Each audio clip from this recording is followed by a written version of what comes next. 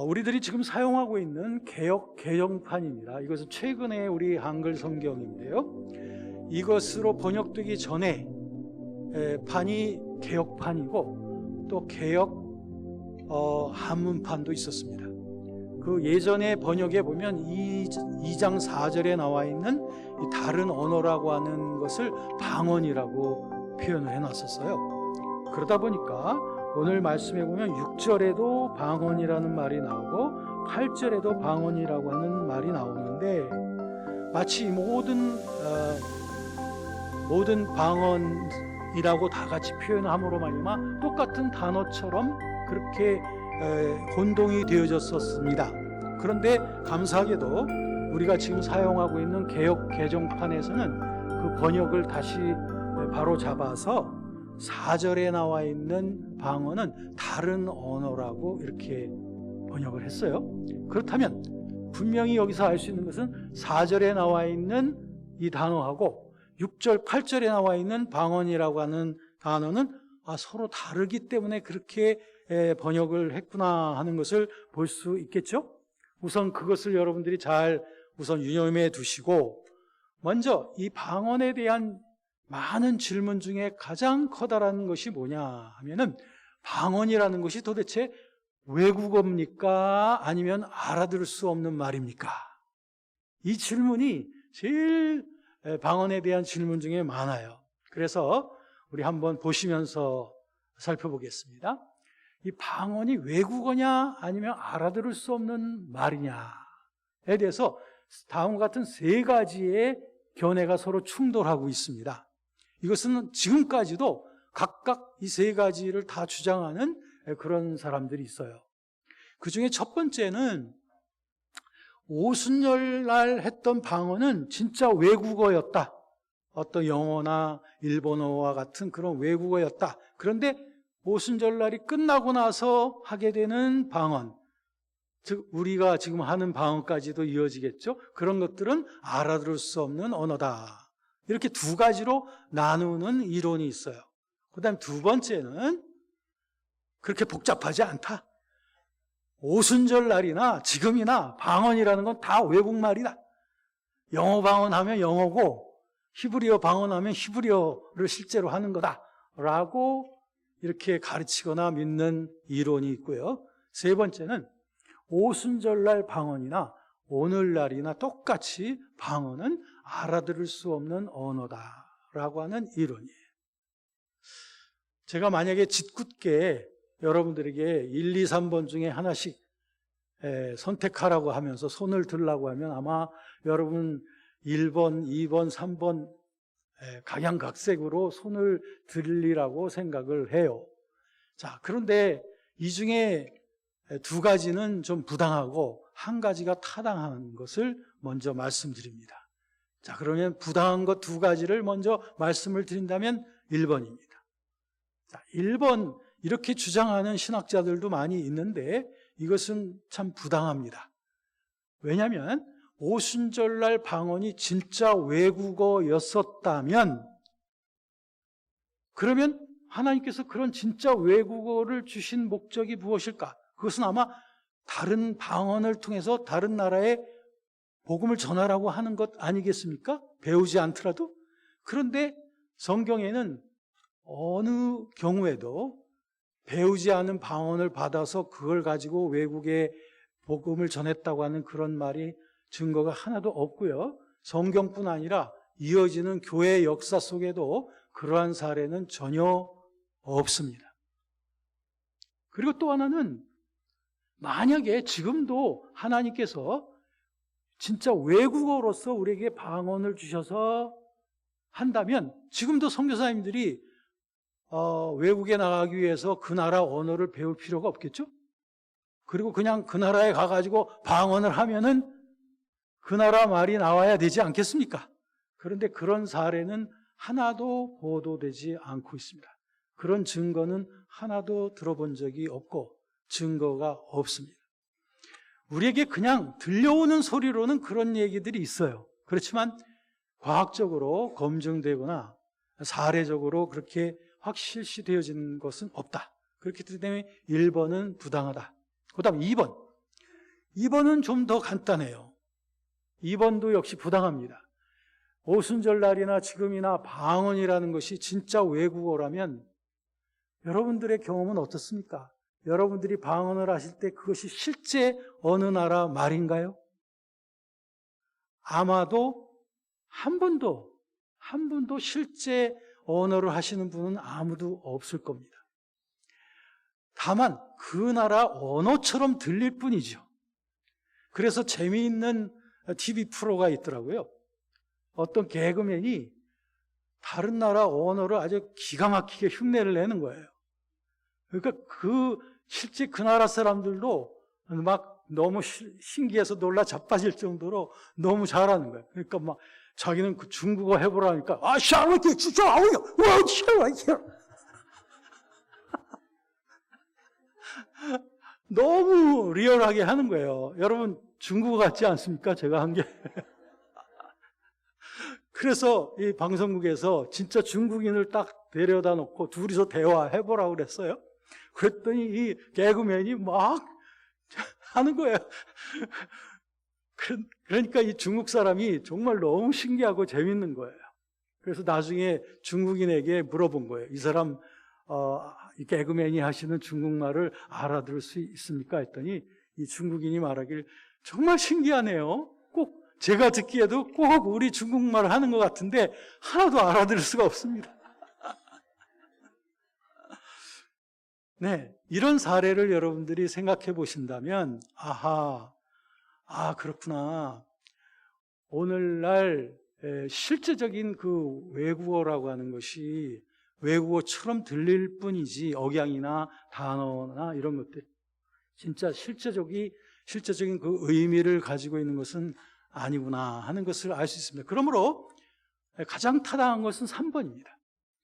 성경에 보면 고린도전서 14장 2절에 보면 방언은 알아들을 수 없이 하나님을 향하여 내 영이 기도하는 것이다 라고 이미 규정이 되어져 있습니다. 그렇기 때문에 방언을 알아들을 수 있다면 그것은 방언이 아니에요. 그것은 알아듣고 이해할 수 있다면 그건 진짜 실제 외국어지. 그것은 우리가 배워가지고 하는 외국어지. 그것은 방언일 수가 없다는 거죠. 자, 그러므로 방언은 오순절날 때나 지금이나 알아들을 수 없습니다. 알아들을 수 없는 그런 언어를 하는 것이요. 자, 그러면 이걸 좀 더 제가 설명을 드리기 위해서 이제 이 4절에 나와 있는 다른 언어라고 하는 단어하고 6절, 8절에 나와 있는 우리 방언이라는 말하고 단어가 어떻게 다른지에 대해서 설명을 드리겠습니다. 자, 이 단어는 4절에 나와 있는 단어는 글로사라고 하는 단어예요. 그리고 6절과 8절에 나와 있는 단어는 디알렉토스라고 하는 단어입니다. 완전히 다른 단어예요. 그래서 글로사라고 하는 것은 뭐냐면 우리의 구강 구조를 통해서 나타나는 어떤 언어적인 표현을 말하는 건데 그것은 꼭 어떤 나라 말이 아니라도 소리일 수도 있고 노래일 수도 있고 예를 들면 골로새서 3장에 나와 있는 시와 찬미와 마음속에 신령한 노래들로 하나님께 화답하고 기도하는 이런 것들을 다 글로사라고 말할 수 있는 거예요. 그런데 반해서 디알렉토스라고 하는 것은 특별한 지역이나 나라의 그 언어를 의미하는 것입니다. 자, 그러면 도대체 어떻게 된 걸까? 이제 그 4절과 6절, 8절을 한번 다시 읽어보도록 할게요. 자, 보시면 4절은 이렇습니다. 그들이 다 성령 충만받고 성령이 말하게 하심을 따라 다른 언어, 글로사로서 막 표현을 하기 시작했다. 그런데 그것을 마가의 다락방 바깥에서 듣던 사람들은 이 소리가 남에 다 어떻게 듣게 되냐면 어느 나라 지역 나라 말들, 지역 말들로 막 들리는 거예요. 여러분 한번 생각해 보세요. 100명 이상의 사람들이 성령 충만을 받아서 갑자기 방언들을 막 하게 될 때 그들 중에 어떤 사람들은 중국말 하는 것처럼 들릴 것이며 어떤 사람들은 이태리 말을 하는 것처럼 들릴 것입니다. 그러니까 이 옆에서 그것을 듣고 바라보던 사람들은 이게 저 갈릴리 사람들 언어네? 아니야 저건 요단 동편 쪽에 있는 사람들의 말이야. 아니야 하면서 이런 말 하네 저런 말 하네 하면서 그들은 각각 여러 지역의 방언들을 한다고 그들은 평했던 거예요. 이들은 바로 거기에 모였던 사람들의 말들이에요. 지금도 우리들은 그런 식으로 말하기 쉽지 않습니까? 저 사람은 중국 방언한다. 저 사람은 러시아 방언한다. 지금 저 사람은 저 히브리 방언한다. 라고 지금 21세기를 살고 있는 우리들도 그런 식으로 표현하기를 종종 하는데, 지금으로부터 2000년 전의 사람들에게 이런 표현은 당연했을 것이다 라고 생각이 되는 것이죠. 자, 그렇다면 이와 같은 일들이 우리들의 기도 모임 속에서도 많이 일어나고 우리의 은혜 받는 자리에서도 이런 일들이 많이 있다. 그러면 이렇게 성령의 감동으로 주어진 방언을 우리 모든 기독교인들이 전부 다 좋아하거나 또는 나빠하거나 이런 어떤 그 견해 차이가 많이 있는 것을 볼 수가 있습니다. 여기에도 다양한 견해들이 있는데 한번 보시도록 할게요. 우선 방언에 대해서 굉장히 거부하시는 분들이 계셔요. 이것은 교단적으로도 방언을 굉장히 좀 거부하는 이런 교단들도 있어 왔고요. 신학적으로도 방언을 인정하지 않는 그런 신학도 있을 종차입니다. 어떤 신학에서는 방언이라고 하는 것은, 예언이라고 하는 것은 오순절 때만 되어졌던 것이지 그 후에는 이런 것들은 다 끝났다라고 하는 은사중지론이라고 하는 그런 신학을 말하는 교단들도 있습니다. 이런 데서는 분명히 방언 잘못된 거라고 말하죠. 여러분들이 지금 하고 있는 방언은 다 가짜라고 그들이 말할 거예요. 아니면 마귀 방언이라고 말할는지도 몰라요. 아니면 여러분들이 스스로 지어내가지고 방언하는 거지 라고 말할는지도 몰라요. 왜냐하면 그들은 방언을 인정하지 않고 거부하기 때문에. 두 번째는 방언을 굉장히 받아들여요. 굉장히 주장을 하다 보니까 방언을 꼭 받아야만 된다. 그래서 성령 받은 자는 방언을 꼭 해야 된다 라고 주장하는 그런 교단도 있습니다. 여기에서는 너무 극단적으로 방언을 강조하다 보니까 마치 방언을 못 받으면 성령을 못 받은 것처럼 이렇게 두려워하게끔 만들어지는 신념도 생길 수가 있어요. 이것도 하나의 좀 커다란 극단이라고 생각합니다. 그런데 세 번째, 항상 정답은 3번에 있네요. 3번은 무엇이냐면 방언을 상당히 호응하긴 하되 너무 성령 세례 받은 확실한 표적이라고 보기보다는 방언은 필요한, 우리에게 유익을 주는 성령의 은사 중에 하나다라고 보는 이런 견해가 오늘날 가장 보편적으로 확산되어져 가고 있습니다. 그래서 지난날에는 교단별로 보면 어떤 교단에서는 방언을 굉장히 거부하고 어떤 교단에서는 방언을 굉장히 주장하고 하곤 했었지만, 오늘날에 있어서는 교파를 다 초월해서 방언에 대해서 상당히 포용하는 입장으로 모든 것이 지금 흘러오고 있는 것은 사실입니다. 자, 그러면 방언은 어떻게 말하게 되는 걸까요? 방언에 대한 과학자들의 그 연구가 있습니다. 보통 방언에 대해서 관심을 갖고 있는 학문 분야는 심리학이나 또는 신경학이라든지 또 사회과학, 사회학, 그 다음에 뇌과학, 이런 곳에서 주로 방언에 대한 연구들을 해왔는데요.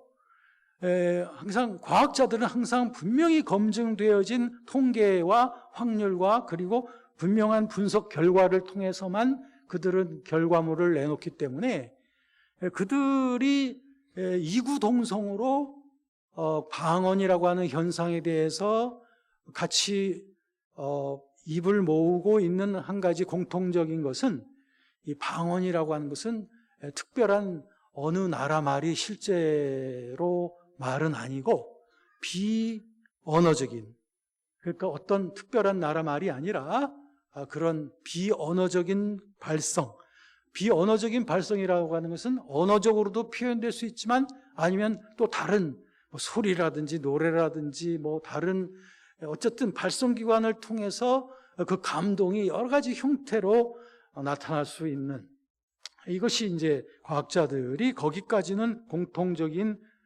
그런 결론을 내고 있고요. 그럼 우리 크리스천들에 있어서는 어떻게 방언을 이해하게 되느냐 하면은, 이것은 성령을 우리가 충만히 받을 때에 감동이 주어지게 될 때, 그 감동 속에서 우리들은 때로는 그 감동이 강할 때에 우리들은 바람 같은 소리처럼 들을 수도 있는 것이고 불처럼 볼 수도 있는 거예요. 우리 주관적인 체험상.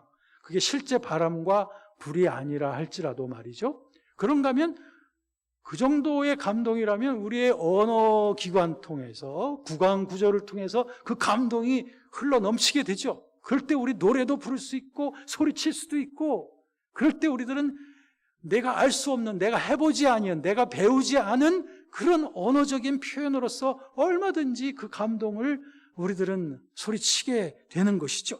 그것이 바로 이제 방언으로 나타나는 것입니다.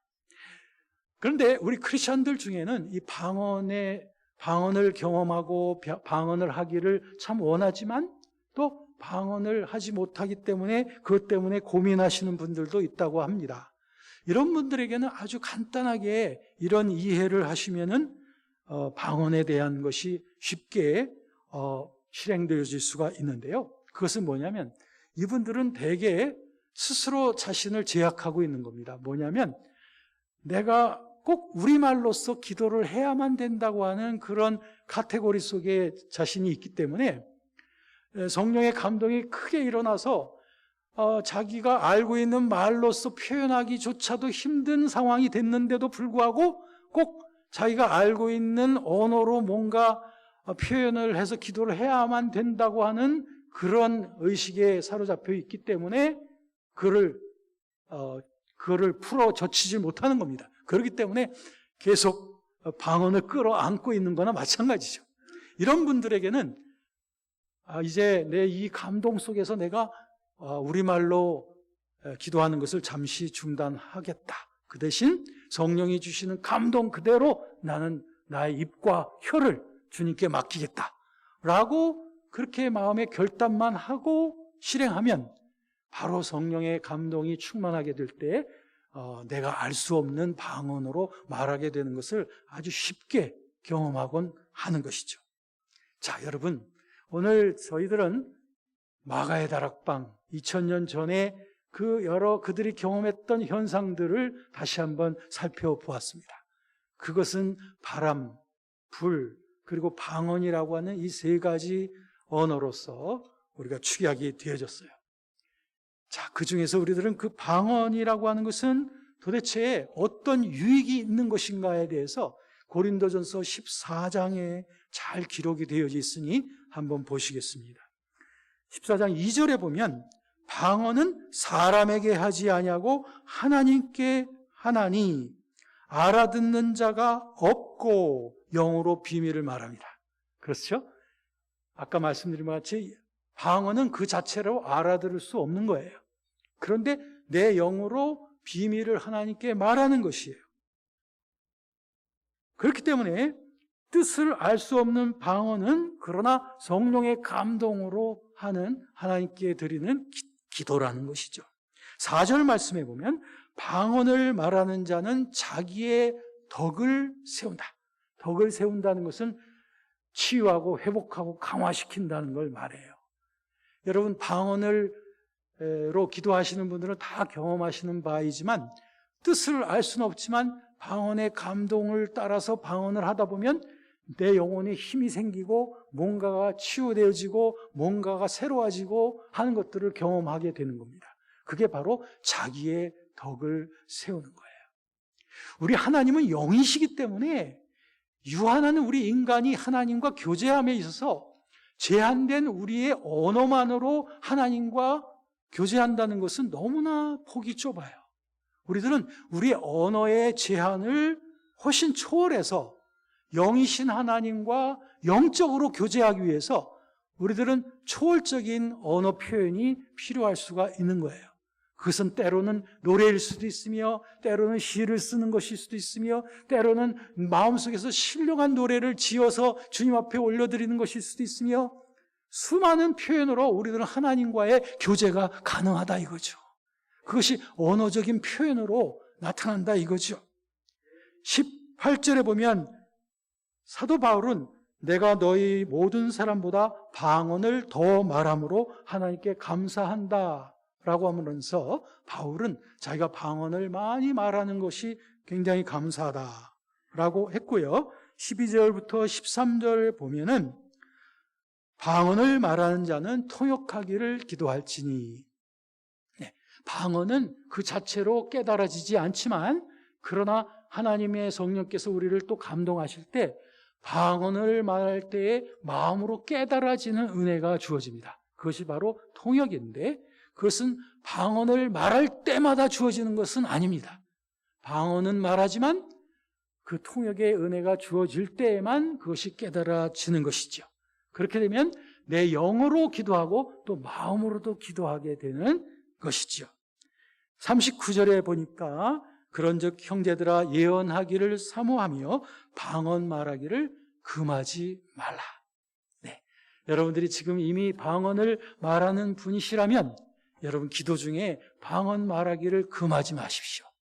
그래서 그분하고 깊은 교제 속으로 달려 들어가시기를 바랍니다. 우리는 그럼에도 불구하고 꼭 우리가 명심해야 될 것은, 우리 복음적 신앙의 핵심은 어떤 방언, 신유, 예언, 입신, 환상, 몸의 떨림, 쓰러짐, 이와 같은 어떤 체험 자체에 있는 것이 아니라 우리의 영혼을 변화시키고 우리를 성화시키시는 하나님의 말씀의 능력과 성령의 감동이 우리의 복음적 신앙의 핵심인 것을 잊지 마시기를 바랍니다. 그러므로 우리에게 은사는 필요하고 이런 신령한 것은 우리가 사모해야 되지만, 그러나 그것이 언제나 우리 말씀의 통치 속에서 성령의 인도하심 속에 잘 조정이 되어지는 그런 균형 잡힌 신앙생활을 할 수 있게 되기를 원합니다.